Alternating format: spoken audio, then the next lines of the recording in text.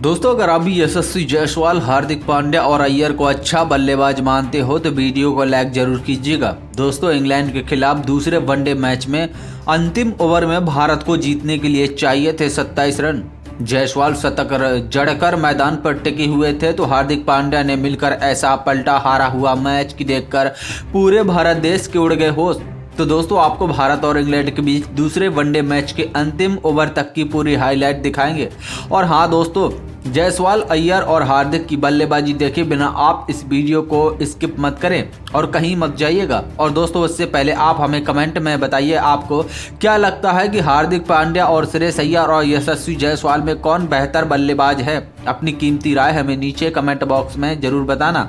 चलिए दोस्तों, आपका ज़्यादा समय ना लेते हुए वीडियो को शुरू करते हैं। दोस्तों, भारत और इंग्लैंड के बीच दूसरा वनडे मुकाबला बारामती स्टेडियम कटक में खेला गया, जहां पर भारतीय कप्तान रोहित शर्मा ने टॉस जीतकर बल्लेबाजी नहीं बल्कि गेंदबाजी करने का फैसला किया। फैसला कई मायनों में अहम था, क्योंकि बारामती स्टेडियम की पिच पर दूसरी पारी में बल्लेबाजी करना आसान माना जाता है।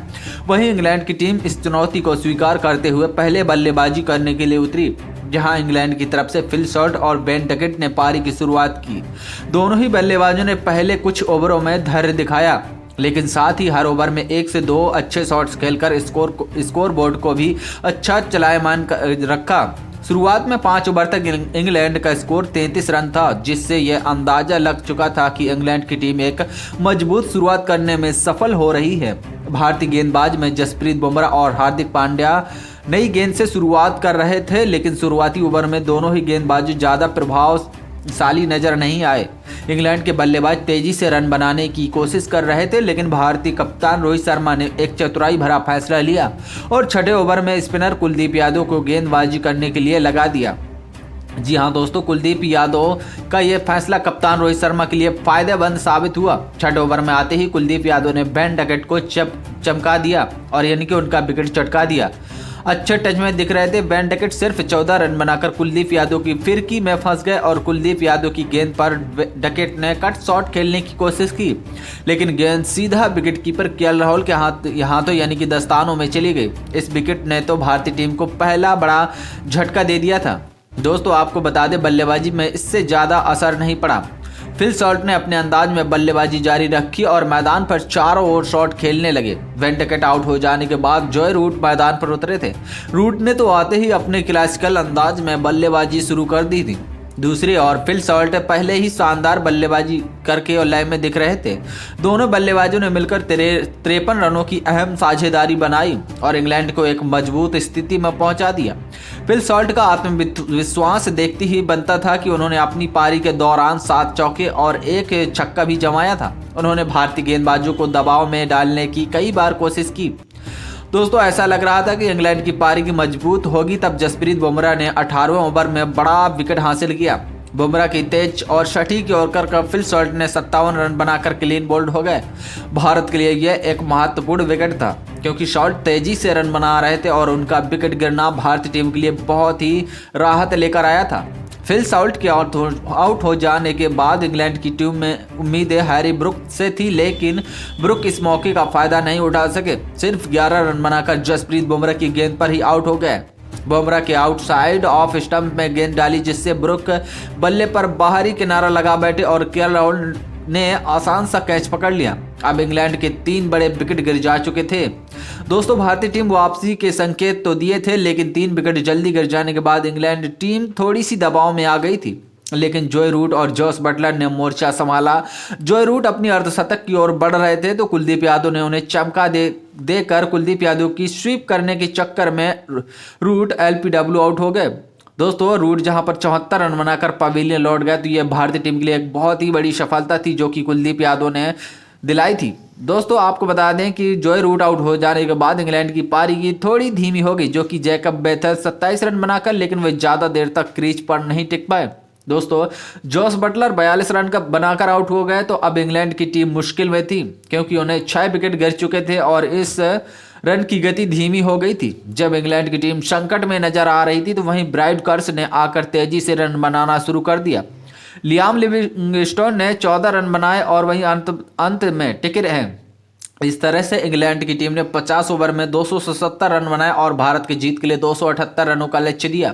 भारतीय गेंद में जसप्रीत बुमराह ने सबसे ज्यादा 3 विकेट, तो वहीं पर कुलदीप यादव को 2 सफलताएं मिली। हार्दिक पांड्या और हर्षित राणा को कोई विकेट नहीं ले सके, जिससे भारतीय गेंदबाज इकाई थोड़ी कमजोर दिखी। बारामती स्टेडियम में पिच पर 278 रन लक्ष्य काफी बड़ी चुनौतीपूर्ण होता है, लेकिन दोस्तों इंग्लैंड की टीम ने 277 रन बनाकर यह जाता दिया कि उन्होंने शानदार बल्लेबाजी की है। अब भारतीय टीम दबाव में था, लेकिन लक्ष्य का पीछा करेंगे तब रोहित शर्मा और यशस्वी जायसवाल ने पारी की शुरुआत करी।